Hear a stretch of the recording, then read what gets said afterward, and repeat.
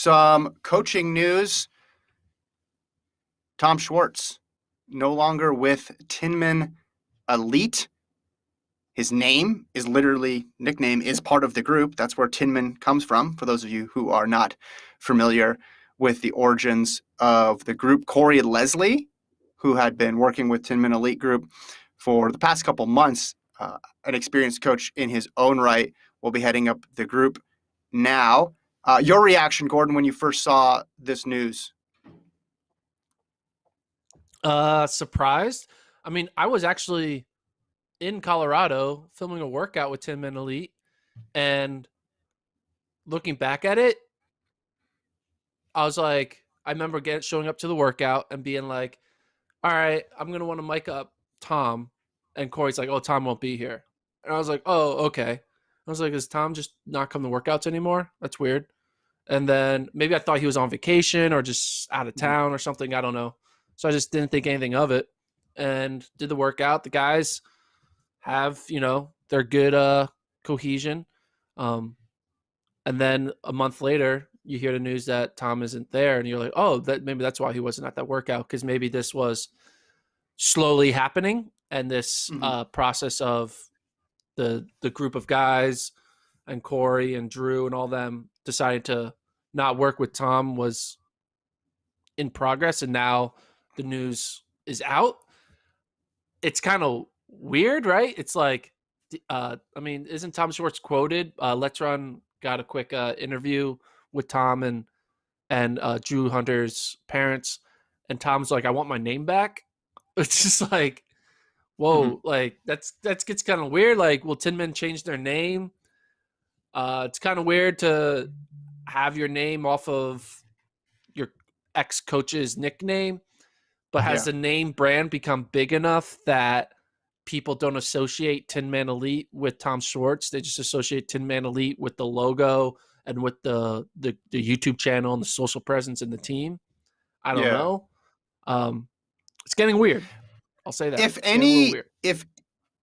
If any group was more, is there any group out there that's more identified with that name than them, right? Like, if the Bowerman Track Club changed their name, like had to change their name for some reason in a couple months, I don't think it would be as big of a deal as Tinman doing. Like, it's just become synonymous, and they have all the gear, all the branding, like all that stuff that they've worked really hard to create as a connection to the running community. So you're right, it creates a very sticky situation, to say the least. I mean, like, what if you, when you joined this company, were like, hey, let's call it MacTrack instead.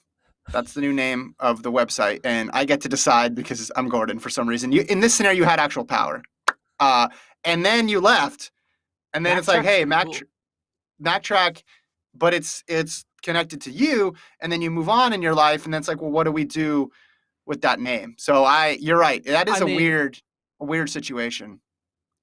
FloTrack's former co-founder, his name is Floriani, so we didn't drop the word flow from Flow Sports. So it does happen occasionally. But do we have any recent? Okay, we have an Instagram here of Tinman Elite. Is this their most recent Instagram post, I'm assuming? I don't know. Don't put it up on the screen. You tell me. Your eyes are better than mine. I have trouble seeing sometimes. So it's just like they're still calling themselves Tinman Elite.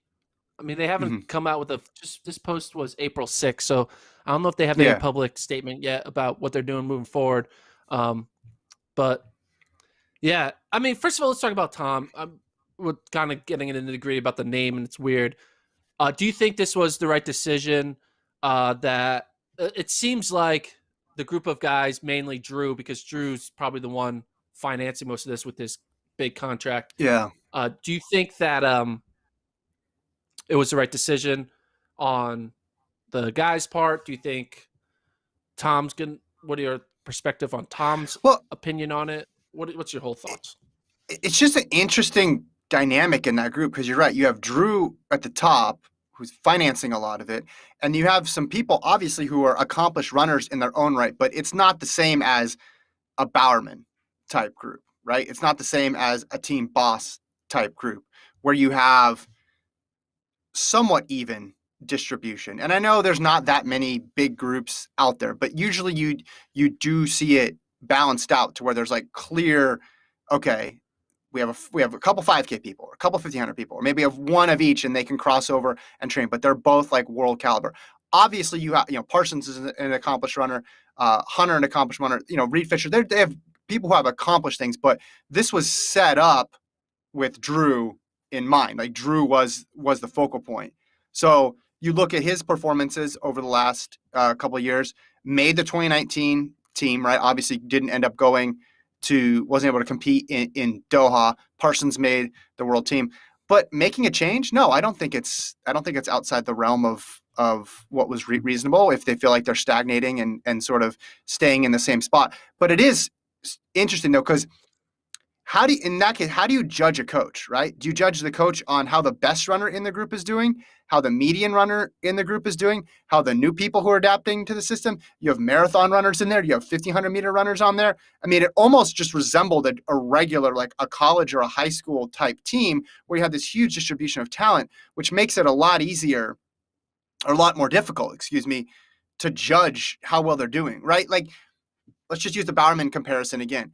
If we go to the Olympic trials and Bowerman only puts 2 people on the team, you can be like, hey, what was up with Bowerman? Joe Schumacher did not have that. Like their whole purpose is to make teams, correct? Whereas, a team that's a lower tier could go have one person make a team and have a couple people PR, and it's this huge resounding success. One thing I've learned, Tinman coaches a lot of elite high schoolers online all throughout the country. If there's a fast high schooler and you do a little bit of Googling about him, you're like, oh, they're coached by Tinman. It's pretty, he's pretty well known and well established. Now, is he the right person for Drew in this point in his career? And that's a different question entirely. And clearly they felt like he wasn't, but it doesn't surprise me. And like, you look at how many times people actually change groups and change coaches. The people who stay with one coach for the entirety of their career are the exception, not the rule. Yeah, I think the weird part in this situation is that typically the person in charge of a group is the coach, not the best athlete, right? And typically, if an athlete wants to leave the coach, the athlete leaves the group. The athlete doesn't kick the coach out of the group, right? This is like a weird situation, which is kind of inverse. Because say Drew's like, yeah, I don't think this whole Tom Schwartz thing is working out, and it was set up the right way, he would leave the group and go join a different group or go do his own thing. But because he technically is in charge of the group, he doesn't need to leave anything. He can just remove what he doesn't want from the group. And that's what makes this whole situation a little more awkward, because the hierarchy isn't like brand, coach, and then athletes, right? Yeah. Because when Kara Goucher wanted to leave Salazar, she didn't kick Salazar out of the group. Salazar stayed at NOP. She left the group and went somewhere different, because that was best for her. And I think Drew or whoever on this group and the team, they were like, what's best for me is a change. And changes isn't an indictment on the coach, because, hey, man, like, there's no such thing as like a fairy tale 25-year run with one coach type thing that happens all the time. Like, Tom Schwartz is still a great coach. He's still going to coach athletes to great success. And these athletes are also great athletes, and they're going to still have success without him. And like, people just need change. I mean, it's like, change is good, right? So you're about ready to compare to the Sixers. I know you're about to go there. You were about to say something about the Sixers coaches throughout the years, but that's okay. I still think Brett Brown's a great coach, but I think Doc Rivers. I think Brett Brown was here, the Sixers would be just as good, but that's a very bad take.